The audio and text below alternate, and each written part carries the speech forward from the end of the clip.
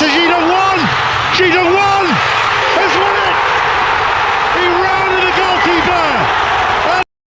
Hello, this is DJ Earth SCFC. Just going to give a rundown from the old Roker report.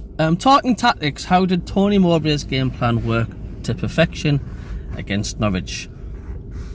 What was Tony Mowbray's game plan at Norwich, and how did the Sunderland players carry it out? Roker reports resident analysis Cole Young dissects the performance. As we can see, there's the old lineups there, which before the game we all thought we're going to get hammered. I was one of them. Excuse me. So, press. When Norwich looked to build from deep, we looked to press high and force turnovers. We resembled a diamond shape when pressing, with Gelhardt and Barr pressing as two. Michu stepping onto their deepest midfielder, and Clark and Roberts looking to force the long ball when it went into the Norwich fullbacks. Aaron's receiving the trigger for Clark to close down, seen in that picture there. And here we are again. As you can see, Gelhardt forces wide, Neil shifts across. We pressed really effectively in the first 30 minutes, especially forcing a number of turnovers in the Norwich half and long balls. We also constantly looked to get pressure on Norwich's primary distributor in Sarah. McLean drops in to create a back three, with one of Neil or Michu stepping in to get pressure on the ball, which in turn enabled Barr and Gelhardt to close down their centre-backs in the below example, forcing a turnover. Neil jumps out to Sarah, allows Gelhardt to press Hanley. Aaron's miles out of a position on the right.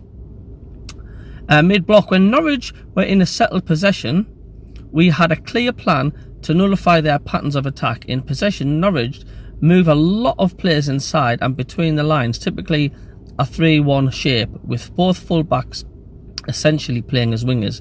They do this with the intention of creating overloads centrally on narrowing off the opposition backline to find long diagonals into their fullbacks. See the picture here. One of the rare incidents, Aarons was able to receive a long diagonal ball on the right. However, Clark and Roberts were given the tasks of following the forward movements of Aarons and Giannoulis, if that's how you pronounce it, which allowed our back four to stay central and deal with their narrowly positioned forward players, as you can see there. Obviously, this ran the risk of Neil and Michu being overloaded in central areas. Neil and Michu drawn into man marking and don't screen centrally. Pookie drops in. Michu goes man on man and Neil doesn't screen central area.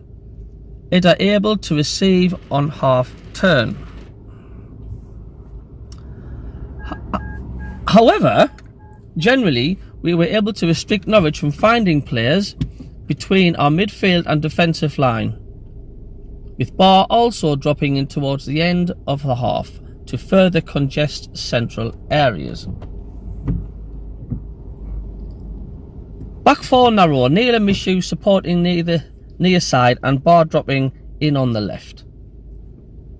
Both Clark and Roberts were also outstanding in relieving pressure, often carrying the ball from deeper areas when we were able to regain drawn fouls and breaking the game up.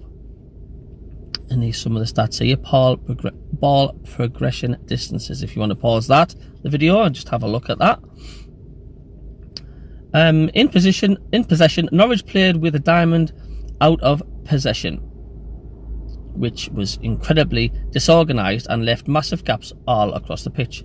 We exploited this really well in the first half, often using long diagonals out to Clark to drive at Aaron's 1v1 or find Gelhardt and Barr between the lines, as pictured there.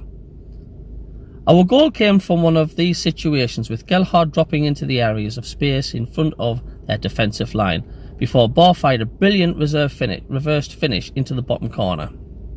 As pictured here, protection in front of Norwich's defence was non-existent. In the second half, followed more of the standard pattern than the first, with us sitting in a deep block and congesting the spaces in front of our defensive line for Norwich to receive in. Despite their forward looking to rotate to find pockets of space, it was far too difficult for them to create any separation. Again, Clark and Roberts, later Gooch, were incredibly disciplined in their tracking of Norwich's fullbacks, and when Norwich were able to find space, our defenders were throwing their bodies in the way to block the shots, as pictured along here. So overall, it was a well executed and effective game plan from Mowbray, and definitely showcased how we are a far more effective side playing against the ball than with it, especially without a striker against a packed defence. Although sides with continue to drop deep and concede possession against us, it will be interesting to see if we look to sit a bit deeper in the remaining games when we lose the ball, draw teams out and play on transition, as playing such a style definitely suits the players we've got at our disposal. So there we go. That's the breakdown of Sunderland and how they had a superb win at Norwich. Thank you for tuning in.